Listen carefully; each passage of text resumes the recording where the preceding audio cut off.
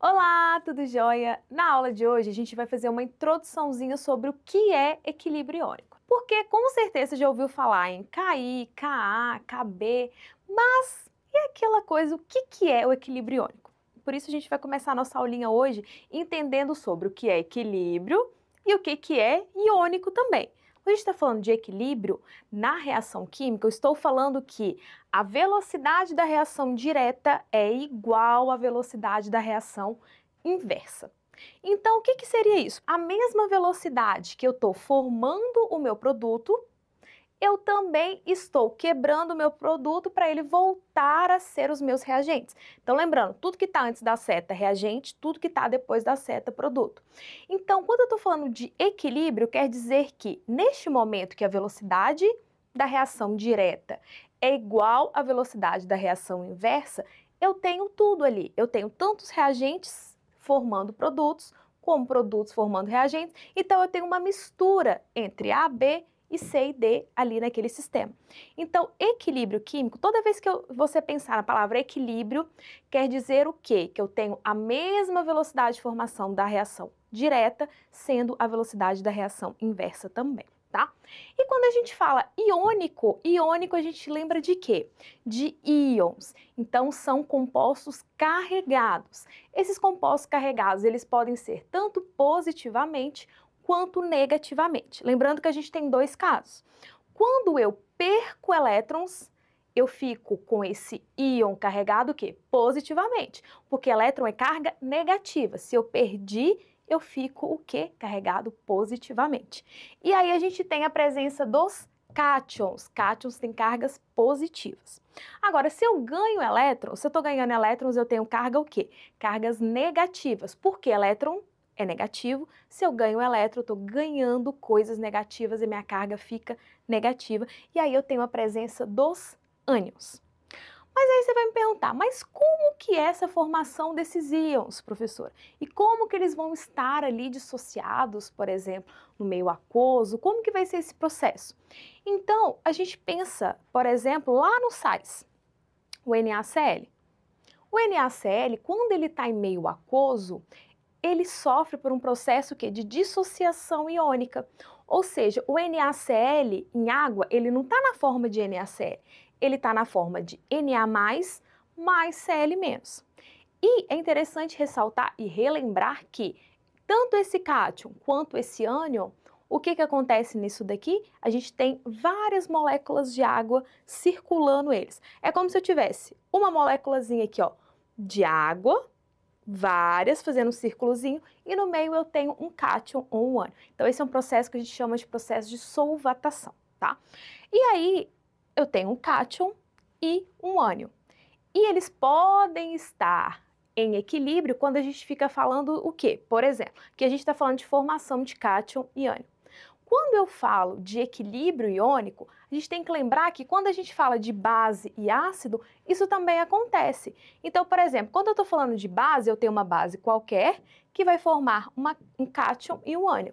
Nesse caso, o ânion sempre vai ser OH-, tá? Porque a gente está falando de base. E no caso dos ácidos, o que a gente vai ter? HA, ou seja, a liberação de H3O+, mais A-. E aí o H3O+, ali, aí você vai me perguntar, professora, mas os ácidos geralmente não liberam H+, só que tem meio aquoso, então não é H+ livre, é H3O+, só que para a gente simplificar, a gente escreve H+. Então isso aqui foi um resumão de tudo que vocês precisam saber para agora a gente conseguir entender a importância do equilíbrio iônico. Qual que é a aplicação dela? Principalmente para a gente entender sobre a constante de ionização. Com certeza na química você já ouviu falar de várias constantes. A gente tem Ka, Kb, Kw, Kh, a gente tem várias constantes.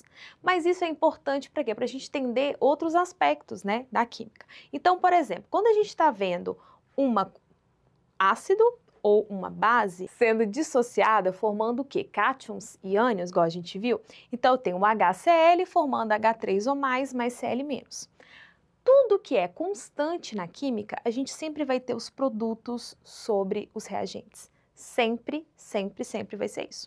Então, a gente faz o quê? Os produtos são H3O+, e Cl-, sobre o reagente que é HCl. Então, essa continha da constante seria a nossa constante de ionização desse ácido. Só que, para não falar constante de ionização do ácido, constante de ionização da base, a gente coloca como Ka. Então, toda vez que você falar sobre Ka, é a constante de ionização desse ácido. E toda vez que a gente falar Kb, é constante de ionização daquela base.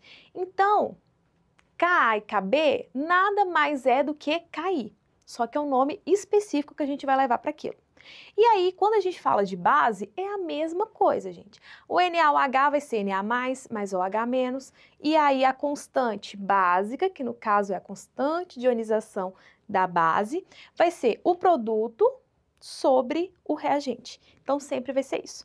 Ah, professora, mas por que isso é importante? Isso é importante, até circulei aqui para vocês, para a gente entender a concentração do que? Do H3 ou mais e do OH-. E para que isso é importante? Para a gente saber pH, para a gente saber pOH, que são dados extremamente importantes em exercícios, em cálculos, né? E aí a gente consegue ainda relacionar. Quanto maior a concentração, por exemplo, de OH-, maior vai ser o quê? A nossa constante de ionização, que maior que está ligado ao quê? Ao nosso equilíbrio. Então vamos pensar, outra coisa que está totalmente ligada também a esse equilíbrio iônico. Depois a gente pode falar sobre o princípio de Le Chatelier. Então, deslocamento desse equilíbrio. Quando a gente já não tem mais o equilíbrio, a gente desloca ele. Então, por que vocês precisam entender primeiro? Essa aula foi uma aula de introdução do que é equilíbrio iônico. Para vocês, na hora que for aplicar, entender o que está acontecendo. Tá, o que é uma constante de acidez? O que é uma constante de basicidade? Como que esses cátions e esses ânions estão lá naquelas solvatados, em meio aquoso, né? E outra coisa, para que a gente estuda isso? Para estudar pH, pOH e entre outros mais dados da química que vocês podem ver aí em algumas questões aplicáveis a alguns vestibulares e também ao Enem. Espero que vocês tenham entendido a nossa introduçãozinha. Qualquer dúvida, tem vídeo no canal sobre constante de acidez, constante de basicidade, tem também deslocamento do equilíbrio. Então, te aguardo nas próximas aulas. Tchau!